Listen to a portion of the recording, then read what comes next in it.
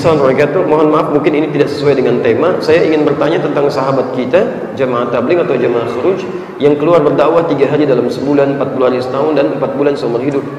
Pendirinya adalah Muhammad Ilyas. Rujukan kitab mereka adalah buku Fadilah Awal. Baik, pendiri mereka, apakah yang mereka kerjakan itu ada dalilnya? Silahkan tanyakan pada teman-teman yang bersangkutan. Antum klarifikasi dulu, tabayun dulu. Jangan tabayun kepada saya yang tidak ikut gerakannya. Antum ikuti dulu. Ada kiai dari Lasem, masya Allah, orangnya saleh, baik ya, dan luar biasa tawadhunya. Namanya Kiai Haji Abdul Qayyum. Masyarakat sekitar mengenal dengan Gus Qayyum. Ya, saya bersilaturahim.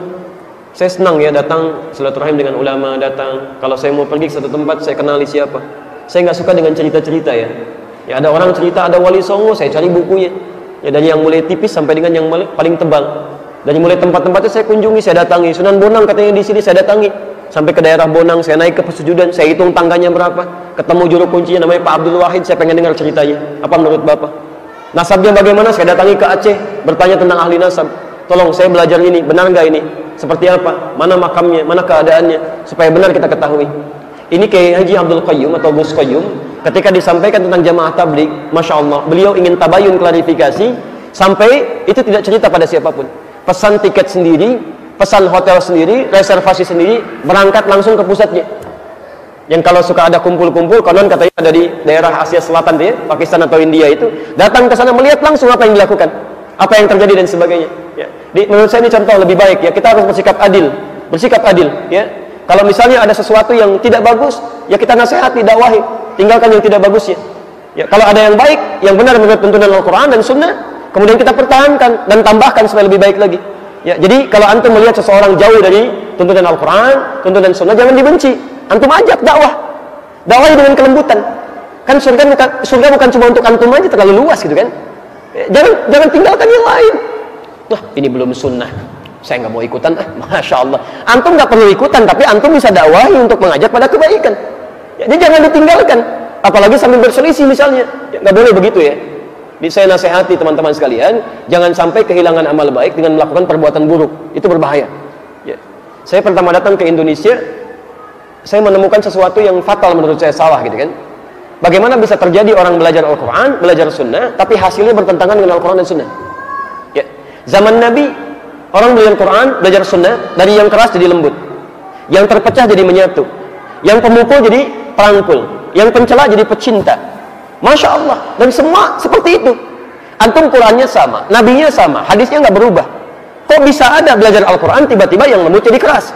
Antum mungkin belum pernah dapati, saya pernah dapati kasus ya, ada seorang ibu belajar, masuk pada satu kajian ya, kemudian disebutkan kajian Al-Quran, kajian Sunnah, pulang ke rumah ribut dengan suami, rame, sampai bahkan hampir tiba ke perceraian, sampai mengatakan kalimat yang Masya Allah, lebih baik menikah ya, mendapatkan pasangan dengan laki-laki sunnah daripada menikah dengan suami bid'ah. Masya Allah, padahal sudah 30 tahun berumah tangga ya. Dia belum paham dalam situasi seperti ini. Mari bijak dengan berdakwah dalam kebaikan. Lihat kondisinya, kan aneh gitu kan, belajar Quran, belajar Sunnah, tapi melanggar ketentuan itu. Ya bijak dengan lembut. Ya. Saya pernah dapatkan suami istri berselisih luar biasa, nggak mau tegur sapa semalaman. Sederhana, cuman gara-gara, mohon maaf, gara-gara yang satu saat i'tidal, sami Allahu liman hamidah, turun salat dengan lutut duluan, yang istrinya dengan telapak tangan duluan. Di suaminya pulang dari kantor, nggak sempat ke masjid. Kemudian karena terlambat, sholat di rumah, istri sudah sholat. Begitu melihat suami sholat isya, turun sujud, lututnya duluan, turun. Kelihatan oleh istrinya. Begitu selesai salam, ini kisah nyata, suaminya cerita sendiri pada kami. Ya. Begitu selesai, istrinya mengatakan langsung, tanpa muqaddimah bu, tanpa muqaddimah. Masya Allah. Papa salah sholatnya, nggak sesuai sunnah. Masya Allah. Baik, kenapa mah? Tadi yang turun lutut duluan, itu kan nggak nyunah. Suami, ya karena sifat suami itu kan pemimpin, Quran surah 4 ayat 34, Ar-rijalu qawwamuna 'alan nisa. Apa sifat pemimpin bu yang paling dominan? Sifat pemimpin adalah tidak mau dipimpin, tidak menerima saran, hanya menerima masukan, tidak ingin didahului, harus paling depan.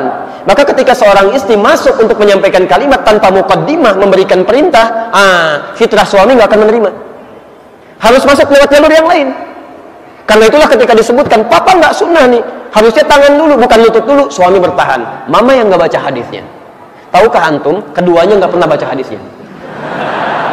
Besoknya suami istri cerita kepada kami, jadi suaminya taklim dengan ustadz lain, istrinya taklim dengan ustadz lain. Tahukah antum, dua hal ini ternyata didapatkan di kitab yang sama, cuman beda satu nomor, dua nomor bahkan. Ya. Di Abu Daud yang pakai lutut nomor hadis 838 dari Wa'il bin Hujur, posisi paling kanan sebelah bawah. Yang pakai telapak tangan dari Abu Hurairah, posisi paling kanan sebelah atas 840 sampai 841. Di kitab yang sama, hadisnya sama, sahih dua-duanya, dan Nabi pernah melakukan keduanya. Di awal masa salat beliau salat dengan lututnya, di akhir-akhir setelah agak sepuh beliau salat dengan telapak tangannya. Disimpulkan oleh para ulama, ini menunjukkan kemudahan dalam salat. Karena saat akan sujud cuma dua hal ini yang bisa digunakan. Kalau pakai telapak tangan Anda sulit, maka yang digunakan lututnya. Kalau nggak bisa dengan lutut, pakai telapak tangannya. Cuma dua ini. Kalau nggak dengan keduanya, mau pakai apa? Dipakai lutut benar, pakai telapak tangan benar. Yang salah yang pakai kepala duluan. Belum apa-apa, sudah rame. Ini poinnya. Ya. Ini satu waktu kita bahas fikih keluarga ya. Kadang dalam keluarga itu unik, Pak. Ada aja sesuatu yang kalau kita nggak belajar tuntunannya dalam Al-Quran ataupun Sunnah, itu repot tuh. Ya. Terutama ibu Bu ya, mohon maaf Bu ya. Kadang-kadang suka agak aneh-aneh Pak gitu ya, minta pendapatnya. Pak, kita kan mau ke undangan. Iya Mah, bagus mana nih? Ini ada hijau, ini ada biru. Mana Pak yang paling bagus? Kayaknya biru deh Mah. Masa sih bukannya hijau? Katanya nanya ya, tapi masih usulan yang lain. Masih mending kalau dipakai, begitu keluar pakai kuning Pak. Alhamdulillah. Tenang Bun ya, ini siaran live ya. Insya Allah.